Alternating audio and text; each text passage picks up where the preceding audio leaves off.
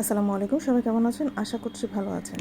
তো আজকে যেটা নিয়ে কথা বলবো যে 10 তারিখে মেবি উপদেষ্টা মাহফুজ তার ফেসবুক পেজে একটা পোস্ট দিয়েছে যে বাংলাদেশে এখন যুদ্ধ পরিস্থিতি চলছে এবং যেটা অন্যরা আমাদের উপরে চাপিয়ে দিয়েছে। এটার বিষয়ে একটা কথা বলা আছে, সেটা হচ্ছে যে উপদেষ্টা মাহফুজ আলম সে কিন্তু একটা বাংলাদেশে একটা বড় একটা পদে এখন বিরাজ করছে।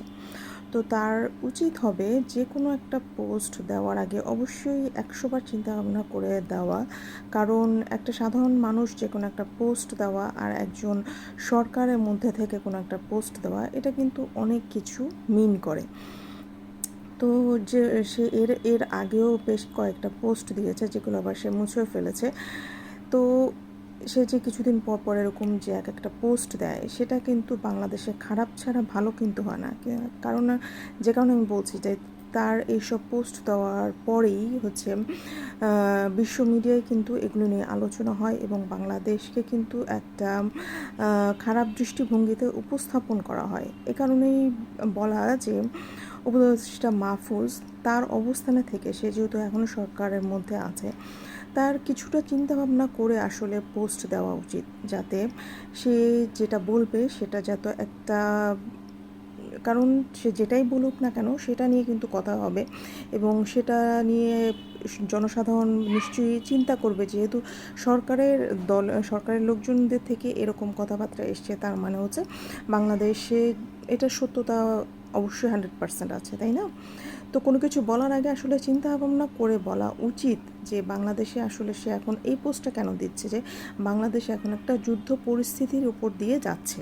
আমি যদি তার পোস্টটা বলি, সে কীভাবে লিখেছে যে গণ অভ্যুত্থানের যে বিরোধী শক্তি আছে তারা একটি ছদ্ম যুদ্ধ চালাচ্ছেন এবং সে আরও বলেছেন যে দেশে এখন যুদ্ধ পরিস্থিতি বিরাজ করছে এবং এই যুদ্ধটা অন্য বা বিপরীত শক্তি বা বিপরীত কোনো জায়গা থেকে আমাদের ওপরে চাপিয়ে দেওয়া হচ্ছে। এবং সে আরও যা লিখেছেন যে এই যুদ্ধটা প্রতি সপ্তাহে একটা কন্ট্রোল রুম থেকে সেটা পরিচালনা করা হয় এবং এটা পরিচালনার মাধ্যমে প্রতি সপ্তাহে তারা তাদের কার্যক্রমগুলো পরিচালনা করে এবং সেটার মাধ্যমে তারা তাদের যুদ্ধ পরিস্থিতি বাংলাদেশে ছড়ানোর জন্য চেষ্টা করে। এবং সে এখানে আরও বলেন যে প্রধান উপদেষ্টার সাথে একটি সংবাদ সম্মেলন হয়েছে বা আলোচনা সভা হয়েছে, সেখানে তারা যে নিষিদ্ধ দল আছে তাদের যে কার্যক্রম আছে সেগুলোর বিরুদ্ধে পর্যালোচনা করা হবে এবং তাদের কর্মকাণ্ডের উপরে কঠোর নজরদারিতে রাখা হবে এবং নারী ও শিশুদের নির্যাতনের বিরুদ্ধে যেসব কর্মকাণ্ড হাতে নেওয়া হয়েছে বা যেসব অভিযোগ আসছে সেগুলোর বিরুদ্ধে সরকার কঠোর অবস্থানে যাবে। এবং তিনি আরও বলেন যে গত 2 দিন ধরে নানা যেসব অভিযোগ তাদের কাছে আসছে, অপরাধীদের খুব দ্রুত ধরা হচ্ছে এবং তাদের বিচার কার্যক্রম খুব দ্রুত সম্পূর্ণ হবে। এটা নিয়ে সরকার অবশ্যই এই কাজটা খুব দ্রুত করবে এবং এটা নিয়ে সরকারের একটা পরিকল্পনা আছে। এবং তার বক্তব্যের মেইন যে পয়েন্টটা আমার কাছে মনে হয়েছে, সেখানে সে লিখেছেন জঙ্গিবাদ এবং সন্ত্রাসবাদের বিরুদ্ধে জিরো টলারেন্স সরকার নেবে এবং এটার প্রতি সরকার কঠোর অবস্থান গ্রহণ করবে। তো আমার যে কথা সেটা যে একজন উপদেষ্টা হয়ে সরকারে অবস্থান করে সে যে বলল যে বাংলাদেশে যুদ্ধ পরিস্থিতি চলছে এবং জঙ্গিবাদ এবং সন্ত্রাসবাদের জন্য জিরো টলারেন্স গ্রহণ করা হবে। তো এই কথাটা আসলে উপর মহল থেকে যদি বাংলাদেশে একজন সরকারে বসে যদি এই কথাগুলো বলে, এটা আসলে আমি মনে করব একটা মূর্খের মতো তার বক্তব্য প্রকাশ করা হয়েছে। বাংলাদেশে যুদ্ধ পরিস্থিতি কেন চলবে? আমরা তো দেখছি না যে বাংলাদেশে যুদ্ধ পরিস্থিতি চলছে বা বাংলাদেশে কেউ সরাসরি অস্ত্র নিয়ে ঘোরাফেরা করছে, অ্যাসল্ট রাইফেল ব্যবহার করছে, মানুষজন রাস্তায় নামতে পারছে না, গোলাগুলি হচ্ছে, এরকম কোনো কিছু তো বাংলাদেশে হচ্ছে না, তাই না? তো এরকম যে অযাচিত যে বক্তব্যগুলো দিয়ে যে বহির্বিশ্বকে কথা বলার সুযোগ দেওয়া, বিশেষ করে ভারতকে একটা পয়েন্ট তুলে দেওয়া, কারণ ভারত এর মধ্যেই তারা নানাভাবে বাংলাদেশে মৌলবাদ প্রচার করা হচ্ছে, ইসলামীবাদী জঙ্গিরা বাংলাদেশে এখন মাথাচাড়া দিচ্ছে, তারা হিজবুত তাহরির বাংলাদেশে এখন মাথাচাড়া দিয়ে উঠছে এবং নানাভাবে তারা বাংলাদেশকে একটা মৌলবাদী দেশ হিসেবে বিশ্বের দরবারে তুলে ধরার জন্য জুলাই আগস্টের পর থেকেই তারা চেষ্টা করছে। তো তাদের জায়গায় কি এটা যে তারা এরকম একটা বাংলাদেশের, এত বড় একটা দেশ বাংলাদেশের বিপক্ষে দাঁড়িয়ে আছে, জুলাই আগস্টের পর থেকে।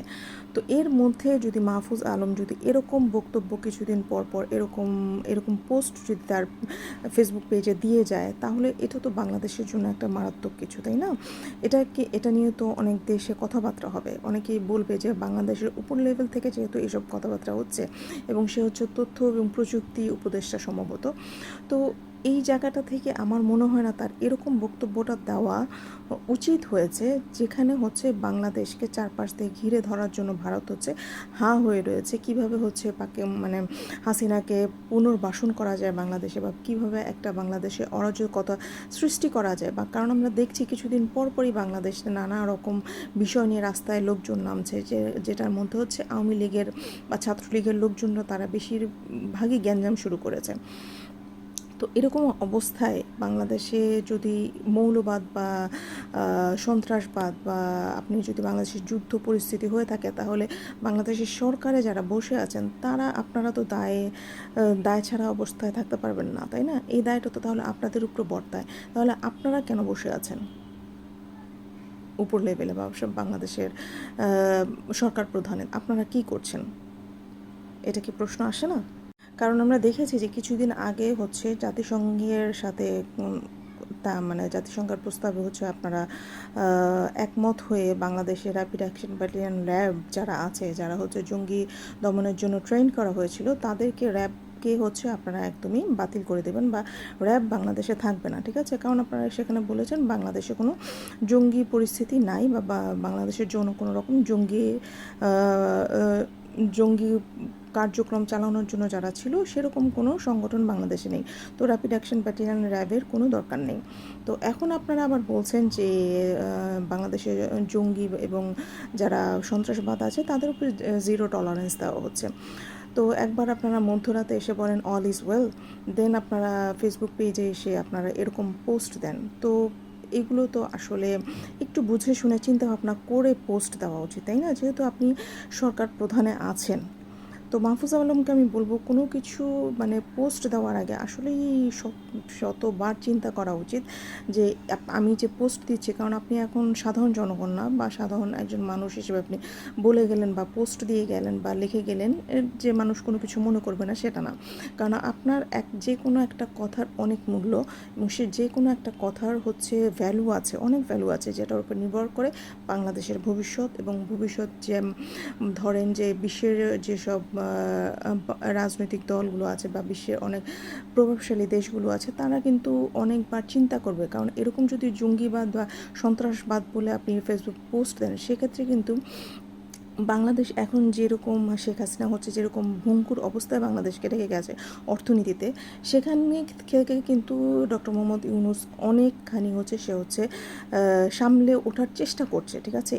কিন্তু আপনার এরকম পোস্টের মধ্যে কিন্তু বাইরের দেশগুলো কিন্তু বাণিজ্য করার জন্য ভয় পাবে, ঠিক আছে? বাণিজ্য করতে ভয় পাবে, যাতে যদি শুনে যে বাংলাদেশের জঙ্গি তৎপরতা হচ্ছে বা যুদ্ধ চলছে বাংলাদেশে, তারা কিন্তু বাংলাদেশে কোনো রকম ইনভেস্টমেন্ট করবে না। তো বাংলাদেশের অর্থনীতি কিন্তু একদম থমকে দাঁড়াবে, ঠিক আছে? যেখানে ইসরায়েল বলেন, সিরিয়া বলেন, তাদের ওখানে যুদ্ধ চলছে, কিন্তু অথচ তারা কিন্তু বলছে অল ইজ ওয়েল, সব কিছু ঠিক আছে, আপনারা হচ্ছে আমাদের দেশে ইনভেস্টমেন্ট করেন, আপনারা বিজনেস করতে আসেন। তাদের দেশে যুদ্ধ চলাকালীন পরিস্থিতিতেও তাদের সরকার প্রধান থেকে এরকমভাবে আহ্বান করা হচ্ছে, কিন্তু বাংলাদেশে তার 1% হচ্ছে না আমার মতে। সেখানে আপনি বলছেন যে বাংলাদেশের যুদ্ধ পরিস্থিতি হচ্ছে, জঙ্গিবাদে আপনারা জিরো টলারেন্স করবেন, এরকম বক্তব্য যদি দেন, তাহলে তো এটা বাংলাদেশের জন্য হুমকি, তাই না? কারণ আমরা যদি দেখি কিছুদিন আগে হচ্ছে যুক্তরাষ্ট্র হচ্ছে তাদের যে নাগরিক আছে তাদেরকে হচ্ছে বাংলাদেশে হচ্ছে ভ্রমণের জন্য সতর্কতা জারি করেছে, এবং বর্তমানে বাংলাদেশে যারা যুক্তরাষ্ট্রের লোকজনরা আছে তাদেরকে হচ্ছে সতর্ক করে দিয়েছেন, যাতে যে কোনো সময় বাংলাদেশের যে কোনো ভবনে বড় ধরনের হামলা হতে পারে, ঠিক আছে? তো এর আগে যদি আমরা দেখি যে যুক্তরাষ্ট্র কিন্তু তারা যে কোনো দেশে যদি যুদ্ধ পরিস্থিতি সৃষ্টি করতে যায়, সেক্ষেত্রে হচ্ছে তারা হচ্ছে নিজেরা সেখানে সমস্যা সৃষ্টি করে, এবং সমস্যা সৃষ্টি করে সেখানে দেশের উপরে গিয়ে হামলা করার চেষ্টা করে। যেমন ধরা হয় যে ভিয়েতনামে যুদ্ধ শুরু করার জন্য আমেরিকা হচ্ছে নিজেদের হচ্ছে মিসাইল বোর্ডে হচ্ছে তারা নিজেরাই আক্রমণ করেছিল, এবং সেটাকে তারা উড়িয়ে দিয়েছিল। তারা হচ্ছে ইরাক এবং আফগানিস্তানে যুদ্ধ শুরু করানোর জন্য তারা হচ্ছে নিজেদের বড় বড় যে আছে বিল্ডিং আছে, যেটা আমরা জানি বিল্ডিং ছিল, সেই বিল্ডিংগুলোকে হচ্ছে তারা নিজেরাই হচ্ছে বিমান দিয়ে গুড়িয়ে দিয়েছে, যাতে আফগানিস্তান এবং ইসেতে যুদ্ধ শুরু করা। আমরা যদি রিসেন্টলি দেখি যে ইউক্রেনে হচ্ছে যুদ্ধ শুরু করে দিয়েছে ইউক্রেন এবং রাশিয়ার মধ্যে, সেটা হচ্ছে ন্যাটোকে লেলিয়ে দিয়ে হচ্ছে ইউক্রেন এবং রাশিয়ার মধ্যে তারা পরিকল্পিতভাবে যুদ্ধ শুরু করে দিয়েছে, তো লাগিয়ে দিয়েছে যুদ্ধ। তো আমেরিকার হচ্ছে এগুলো কিন্তু মানে অভিযোগ আছে যে তারা হচ্ছে কোনো দেশে যদি যুদ্ধ পরিস্থিতি লাগাতে যায় বা সেই দেশে যদি তারা ঢুকতে যায়, সেক্ষেত্রে হচ্ছে তারা নিজেরাই নিজেদের ক্ষতি করে সেই দেশের হচ্ছে দোষ চাপিয়ে সেখানে শান্তি রক্ষা প্রতিষ্ঠার জন্য সেই দেশকে আক্রমণ করে এবং সেই দেশকে দখল করে নেওয়ার চেষ্টা করে বা যুদ্ধ পরিস্থিতি সৃষ্টি করে বা যুদ্ধ শুরু করে দেয়, ঠিক আছে, এবং সে দেশটাকে একদম ধ্বংস করে দেয় আমেরিকা। তো এরকম একটা পরিস্থিতিতে হচ্ছে যুক্তরাষ্ট্র কিন্তু তারা আগে থেকেই তাদের হচ্ছে কর্মী যারা আছে বা যারা যুক্তরাষ্ট্রে যেসব লোকজন বাংলাদেশে অবস্থান করছে বা যুক্তরাষ্ট্র থেকে কেউ যদি বাংলাদেশে ভ্রমণ করতে আসছে, তাদেরকে হচ্ছে সতর্ক করে দিয়েছে যে বাংলাদেশে যে কোনো সময় হচ্ছে হামলা হতে পারে, তো তাদেরকে সাবধানে থাকতে বলেছে এবং নতুন কেউ যেন বাংলাদেশে ভ্রমণ করতে না পারে সেদিকেও তারা হচ্ছে লক্ষ্য রাখতে বলেছে। যুক্তরাষ্ট্রের হচ্ছে পররাষ্ট্র দপ্তরের কনসুলার অ্যাফেয়ার্স ব্যুরো কর্তৃক হচ্ছে বাংলাদেশে হচ্ছে যে লেভেল 3 সতর্কতা জারি করেছে ভ্রমণের ক্ষেত্রে। যুক্তরাষ্ট্র 1 নয় 2 নয় 3 নাম্বার লেভেল বাংলাদেশে সতর্কতা জারি করেছে যুক্তরাষ্ট্র। এটা কিন্তু বাংলাদেশের জন্য অনেক বড় একটা চিন্তার বিষয়। সতর্ক বার্তায় কী বলেছে, বাংলাদেশের আসলে কোনো জায়গায় তারা বাদ দেয়নি, সেটা হচ্ছে পরিবহন বলেন, বাজার বলেন, তারপরে হাসপাতাল বলেন, সরকারি ব্যবস্থাপনা বলেন, বিমানবন্দর বলেন, স্কুল বলেন, সব জায়গায় হচ্ছে যে কোনো সময় যে কোনোভাবে হামলা হতে পারে। এই কারণে হচ্ছে তারা বাংলাদেশে হচ্ছে লেভেল 3 সতর্কতা জারি করেছেন ভ্রমণের ক্ষেত্রে। এবং হামলাটা হবে হচ্ছে সশস্ত্র হামলা, যেটা হচ্ছে মানে অস্ত্র ব্যবহার করা হবে বা গোলা বারুদ ব্যবহার করা হবে। এবং আমরা যদি দেখি যুক্তরাষ্ট্র কিন্তু বাংলাদেশের ওপরে একটা কিন্তু তার হচ্ছে চোখ কিন্তু ইদানিং পড়েছে যে ডোনাল্ড ট্রাম্প আসার পরে, কারণ বাংলাদেশের ভৌগোলিক অবস্থানটা এমন জায়গায় যে দক্ষিণ এশিয়াকে যদি কন্ট্রোল করতে চায় সেক্ষেত্রে কিন্তু বাংলাদেশের অবস্থানটা অনেক বেশি গুরুত্বপূর্ণ। যেমন ধরেন বা যে আমেরিকার প্রতিদ্বন্দ্বী চীন এবং ভারত আছে এবং এখানে মায়ানমার আছে, সেখানে পুরো কন্ট্রোলটা যদি যুক্তরাষ্ট্র নিতে চায় সেক্ষেত্রে কিন্তু বাংলাদেশের মতো একটা অবস্থান বা বাংলাদেশের অবস্থানটা কিন্তু অনেক বেশি গুরুত্বপূর্ণ। যদি বাংলাদেশটাকে দখল করতে পারে বা বাংলাদেশে কোনো জায়গায় যদি তারা তাদের যে কোনো একটা ঘাঁটি করতে পারে, সেক্ষেত্রে কিন্তু দক্ষিণ এশিয়ায় তাদের হচ্ছে আধিপত্যটা জমানোর জন্য যুক্তরাষ্ট্রের জন্য কিন্তু খুব মানে সহজ হয়ে যাবে। এবং যুক্তরাষ্ট্র এবং যুক্তরাজ্য যখনই বাংলাদেশকে নিয়ে কোনো রকম এরকম সতর্কতামূলক বার্তা দেয়, তখনই কিন্তু দেখা যায় বাংলাদেশে যে কোনো একটা মানে অপরিকল্পিত বা মানে অনাকাঙ্ক্ষিত একটা বড় ধরনের কিন্তু ঘটনা ঘটে যায়। এবং আমরা যদি দেখি যে অনেক দিন ধরেই হচ্ছে চট্টগ্রামটাকে তারা আলাদা করতে যাচ্ছে বা সেখানে তারা একটা খ্রিস্টান রাষ্ট্র তৈরি করতে যাচ্ছে, ঠিক আছে। এবং এর আগেও কিন্তু তারা বাংলাদেশে সেন্ট মার্টিন নিয়ে অনেকবার কথা উঠেছে। তো এরকম পরিস্থিতিতে যদি আমাদের উপদেষ্টা মণ্ডলীর থেকে এবং যিনি বাংলাদেশের সরকারে আছেন তার যদি এরকম একটা পোস্ট ভাইরাল হয় বা সে যদি এরকম চিন্তা ভাবনা করে উল্টাপাল্টা পোস্ট দেয়, সেক্ষেত্রে কিন্তু বাংলাদেশের জন্য ঝুঁকিটা আরও অনেক বেশি বেড়ে যায়।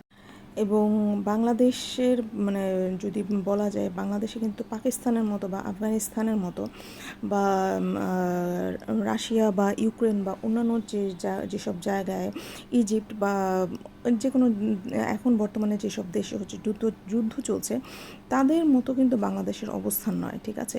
তো বাংলাদেশে যদি যুদ্ধ লাগার মতো পরিস্থিতি ছিল, সেটা হচ্ছে যদি লাগতো সেটা কিন্তু 5ই আগস্টের পরেই কিন্তু যুদ্ধ লাগার মতো পরিস্থিতি ছিল। কিন্তু বাংলাদেশের মানুষ কিন্তু সেরকম না। বাংলাদেশের মানুষ পাকিস্তানে বলেন, আফগানিস্তান বলেন বা ভারত বলেন, এদের মতো কিন্তু প্রতিশোধ পরায়ণ বা হিংস্র মনোভাব নিয়ে কিন্তু বাংলাদেশের মানুষ সেরকম না। বাংলাদেশের মানুষ খুব শান্তি পরায়ণ একটা জাতি। তারা অলওয়েজ কিন্তু তাদের যথেষ্ট ধৈর্যের পরীক্ষা কিন্তু বাংলাদেশের মানুষ দিয়ে এসছে। বাংলাদেশের মানুষ কখনোই কিন্তু অন্য দেশের উপর আক্রমণ করতে চায়নি বা অন্য দেশকে তাদের ক্ষমতা দেখাতে যায়নি। কিন্তু বাংলাদেশের ওপরে যদি কেউ আক্রমণ করেছে, সেটা যুগ যুগ ধরে ইতিহাস আছে বাংলাদেশের মানুষ সেটা হচ্ছে শক্ত হাতে কঠোর হাতে দমন করেছে। তো বাংলাদেশের অবস্থান এখন অনেক ভালো অবস্থানে আছে। এটা মাহফুজ আলম তার একটা দায়িত্বশীল অবস্থান থেকে এরকম একটা পোস্ট দিয়ে বিশেষ করে ভারতের হাতে কিন্তু একটা অস্ত্র তুলে দেওয়া, যে বাংলাদেশকে হচ্ছে মৌলবাদী দেশ হিসেবে প্রতিষ্ঠিত করা বা জঙ্গিবাদী দেশ হিসেবে প্রতিষ্ঠিত করা। ভারত কিন্তু এটা নিয়ে অনেক লাফালাফি করবে, অনেক মানে তাদের পত্রিকাগুলো বলেন, তাদের যে নিউজগুলো আছে, নিউজ রিপোর্টার যে টিভি চ্যানেলগুলো আছে, সেগুলো কিন্তু রংচং মাখিয়ে অনেক বাড়িয়ে এই বিষয়টাকে বলবে। তো এটা কিন্তু বাংলাদেশের জন্য একটা হুমকির বিষয় এবং বহির্বিশ্বে বাংলাদেশের অর্থনীতির জন্য একটা বড় একটা ধাক্কা হতে পারে। তো এই জন্যই বলছি যে মাহফুজ আলম যে কিছুদিন পর পর যে তার যে একটা বক্তব্য দেয় বা ফেসবুক একটা পেজ, তার ফেসবুক পেজে হচ্ছে নানা রকম পোস্ট দেয়, সেই পোস্টগুলো দেওয়ার আগে আপনি হাজারবার চিন্তা ভাবনা করুন। কারণ বা আপনি এখন জনসাধারণ বা সাধারণ জনগণ না, যে কোনো কিছু বলে দিলেন বা কোনো কিছু হবে না, কেউ কোনো কিছু মনে করবে না। আপনার একটা বক্তব্যের কিন্তু অনেক ভ্যালু আছে এবং বহির্বিশ্বে এটা নিয়ে আলোচনা হয়, এবং আপনার যে কোনো বক্তব্যের কারণে বাংলাদেশের উপরে যে কোনো সময় কিন্তু যে কোনো ধরনের অনাকাঙ্ক্ষিত ঘটনা ঘটে যেতে পারে। তো আমি বলবো যে কোনো কিছু করার আগে অবশ্যই আপনাদের চিন্তাভাবনা করতে হবে। কারণ আমরা জানি জুলাই আগস্টের পর স্বৈরাচারী হাসিনা চলে যাওয়ার পর বাংলাদেশে অনেক মানে ভঙ্গুর অবস্থা থেকে বাংলাদেশটাকে উঠাতে হবে। সেই জায়গায় এরকম একটা অদায়িত্বশীল বক্তব্য কিন্তু বাংলাদেশের জন্য বিপদ বয়ে নিয়ে আসবে। তো আপনি কোনো কিছু করার আগে বা সরকারে যারা আছে তারা কোনো কিছু বলার আগে হাজারবার চিন্তাভাবনা করে বলবেন, যাতে বাংলাদেশ যেন কোনো রকম কোনো অশান্তি বা অন্য কোনো দেশের চক্ষুশূল হয়ে না দাঁড়ায়, বা অন্য কোনো দেশ বাংলাদেশে আক্রমণ করতে বা বাংলাদেশে মানে কোনো রকম ক্ষতি করার চিন্তা ভাবনা করতে না পারে। ঠিক আছে, এটাই ছিল আমার বলা।